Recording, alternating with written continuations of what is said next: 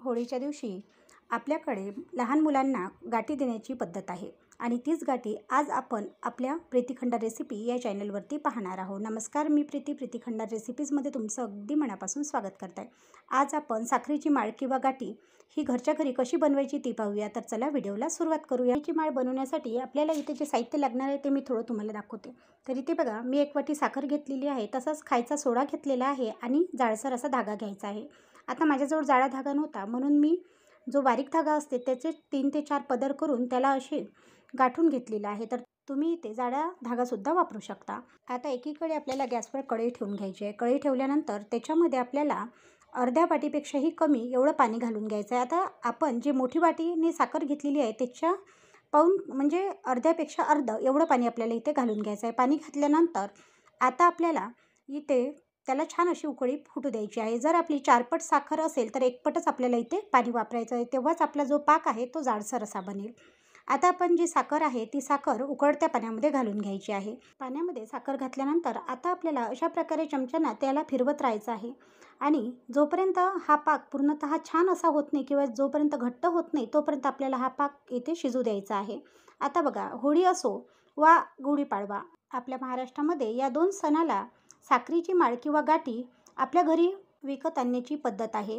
होळीच्या दिवशी आपण जी साखरेची माळ विकत आणतो ते आपण आपल्या घरी जे देव असते त्या देवाची पूजा करून त्या देवाला वाहतो आणि आपल्यापेक्षा जे लहान मुलं असतात आपल्या घरी किंवा आपल्या शेजारी पाजारी त्या छोट्या मुलांना आपण ही गाठी आपल्याकडून भेट म्हणून किंवा आपला आशीर्वाद म्हणून देत असतो.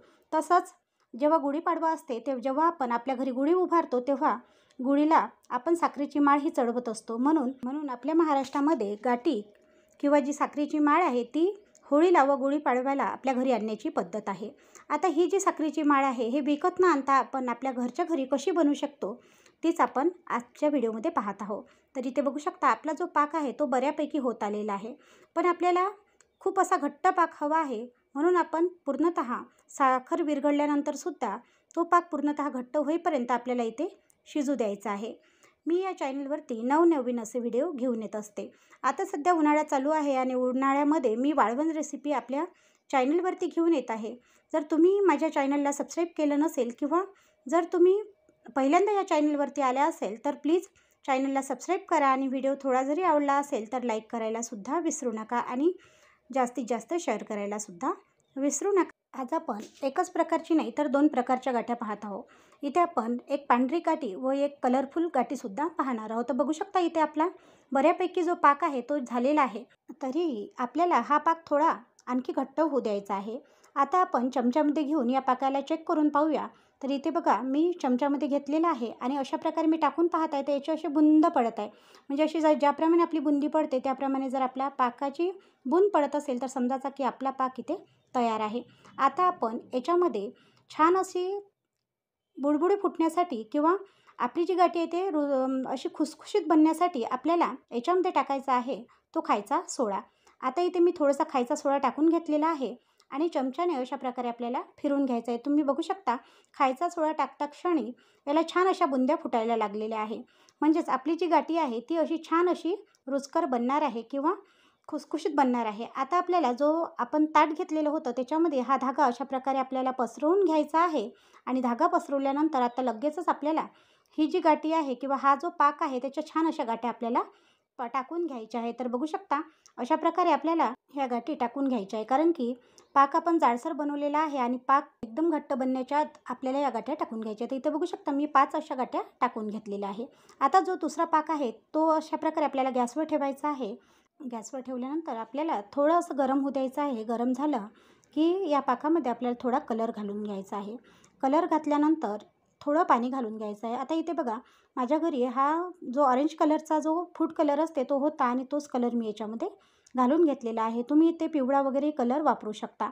आता इथे आपल्याला थोडं पाणी घालून आपला हा पाक जो आहे तो आणखी एक वेळा छान असा शिजवून घ्यायचा आहे, जेणेकरून ज्या प्रकारे आपल्याला गाठी बनेल तसाच पाक आपल्याला इथे होऊ द्यायचा आहे.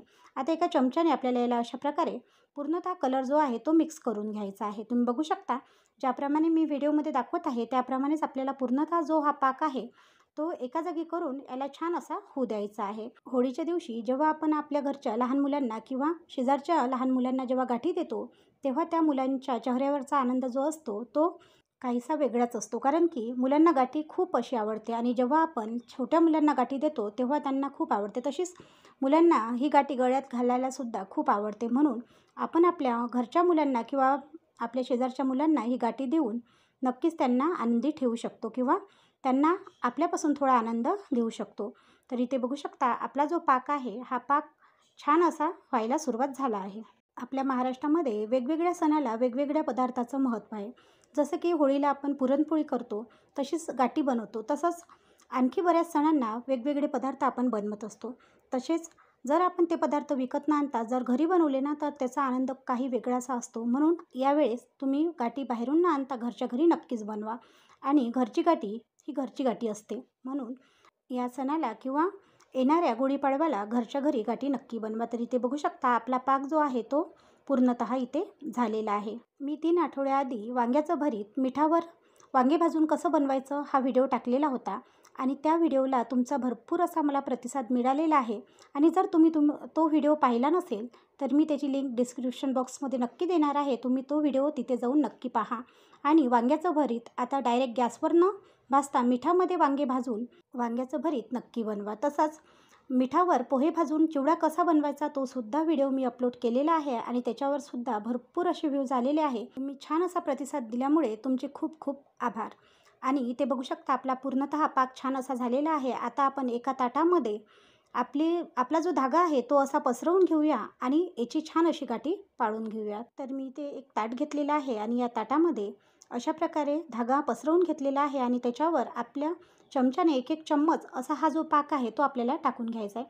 आता तुम्हाला अशा प्रकारे एका जवळ म्हणजे बरोबर या साईडनं टाकले की त्या साईडनं अशा प्रकारे आपल्याला ही गाठी टाकून घ्यायची आहे. खूप चविष्ट अशी ही गाठी बनून तयार होते. तशीच कलरची गाठी म्हटली की मुलांना खूपच आवडेल, म्हणून यावेळेस तुम्ही कलरची गाठी घरच्या घरी नक्की बनवा. तर इथे बघू शकता मी अशा प्रकारे पूर्णतः गाठी टाकून घेतलेली आहे.